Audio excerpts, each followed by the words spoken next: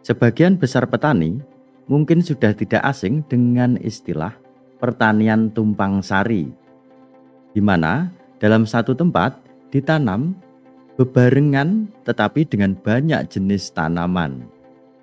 Kali ini kita akan membahas teknik pertanian dari suku kuno yang berasal dari dataran Amerika.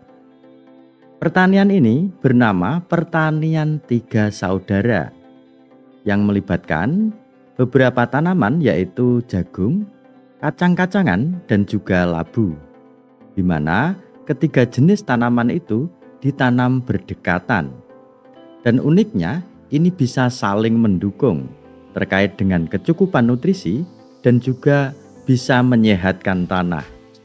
Mungkin saja pertanian tumpang sari yang kita kenal hari ini, idenya juga muncul dari pertanian ini, mungkin saja.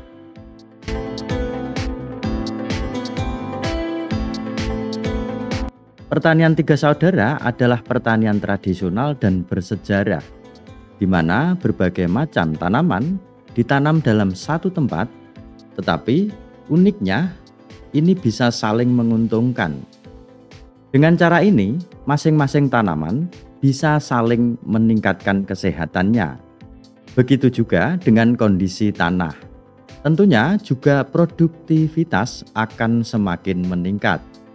Manfaat dari praktek ini tidak hanya untuk satu musim saja, tetapi di musim-musim berikutnya justru kondisi tanah akan semakin sehat.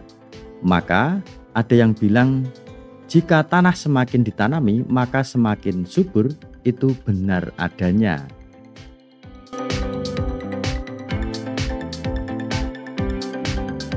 Teknik pertanian ini berasal dari Meksiko dan telah menyebar ke seluruh Amerika sejak tahun 1000 Masehi. Meskipun sering dikaitkan dengan suku-suku adat di timur laut Amerika Serikat, variasi praktek ini juga diterapkan oleh banyak kelompok adat di seluruh Amerika Utara. Komunitas adat dari berbagai wilayah mengembangkan metode penanaman unik dan menggunakan varietas tanaman tertentu yang sesuai dengan lingkungan mereka.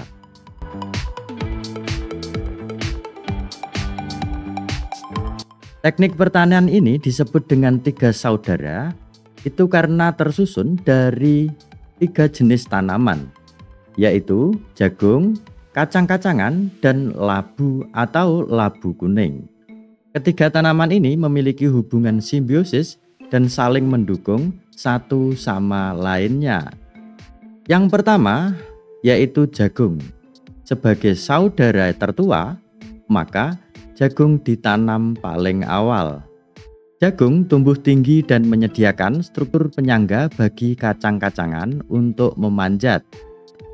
Jagung juga mengurangi persaingan untuk sinar matahari dan menstabilkan tanah dengan akar serabutnya yang menyerap nutrisi dari lapisan tanah bagian atas.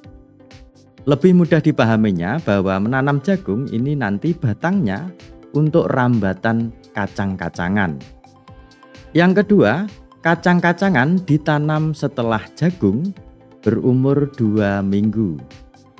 Saat jagung mencapai tinggi 10-15 cm, jenis kacang yang digunakan adalah kacang merambat yang melilit batang jagung sambil memperkuatnya. Akar kacang-kacangan menangkap nitrogen dari udara melalui bakteri simbiotik bernama rhizobia atau sering kita kenal sebagai rhizobium yang membentuk nodul pada akar tanaman. Nitrogen ini memperkaya tanah untuk musim tanam berikutnya. Kalau kita mencabut akar kacang-kacangan, jenis kacang-kacangan apapun itu pasti di akarnya ada bintil-bintil. Nah, inilah yang dinamakan hubungan antara akar kacang dengan bakteri rhizobium. Selanjutnya, sebagai saudara bungsu, yakni di sini adalah tanaman labu, ini ditanam setelah 1 minggu umurnya kacang-kacangan. Labu tumbuh menyebar di tanah, menutupi permukaan dengan daunnya yang besar dan berduri.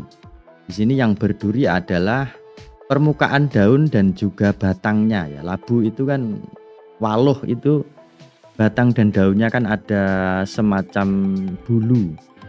Daun ini membantu menekan gulma, menjaga kelembapan tanah, dan menghalangi hama. Akar labu tumbuh menjauh dari tanaman lain, sehingga mengurangi persaingan untuk air dan nutrisi. Tiga saudara ini sangat cocok di suhu yang lembab. Tentunya kalau di Indonesia ini pasti sangat cocok iklimnya ataupun cuacanya. Kalau di Amerika sana, mereka menanamnya itu setelah embun beku berakhir, yakni sekitar bulan Mei baru mulai menanam.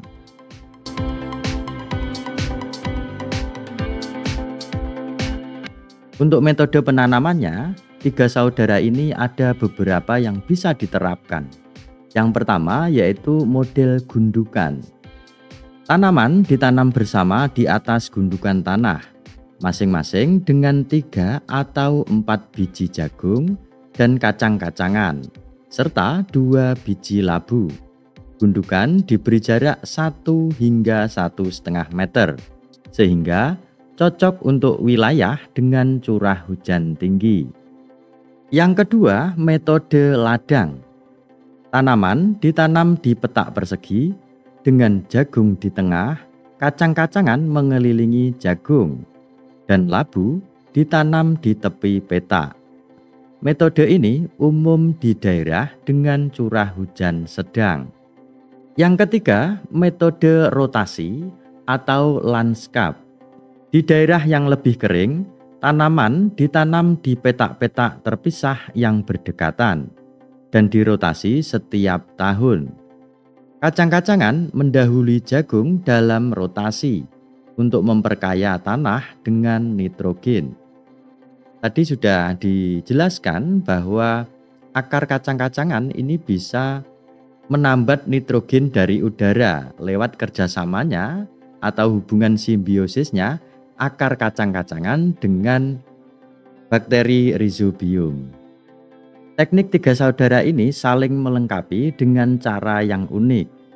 Jagung menyediakan ruang tumbuh vertikal dan menjadi penopang ataupun rambatan bagi kacang-kacangan.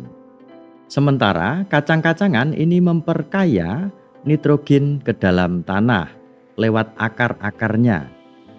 Dan labu menjaga kelembapan tanah juga bisa mengendalikan hama dan penyakit. Penelitian menunjukkan bahwa menanam tiga bersaudara ini bisa meningkatkan hasil hingga 30% dibandingkan jika menanamnya dengan cara terpisah. Metode ini juga melestarikan pengetahuan pertanian tradisional, mengurangi ketergantungan pada pupuk sintetis dan pestisida, serta memperkuat hubungan dengan makanan.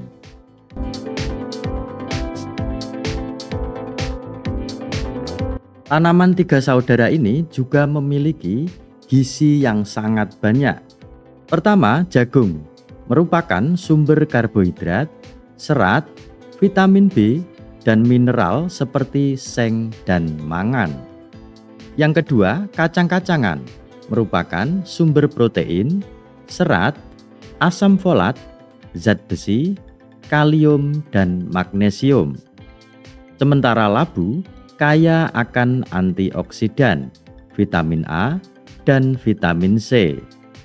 Secara historis, hasil dari tanaman ini diawetkan dengan cara dikeringkan dan bisa dibuat untuk bahan membuat sup. Pertanian tiga saudara ini kembali penting bagi komunitas yang memiliki akses terbatas kepada makanan sehat. Metode ini mendukung kedaulatan pangan, meningkatkan status gizi, dan memperkuat ketahanan komunitas. Baiklah sahabat tani Indonesia, jika menurut Anda video ini menarik, silahkan like dan juga share kepada yang lainnya. Jangan lupa tinggalkan komentar Anda di kolom bawah.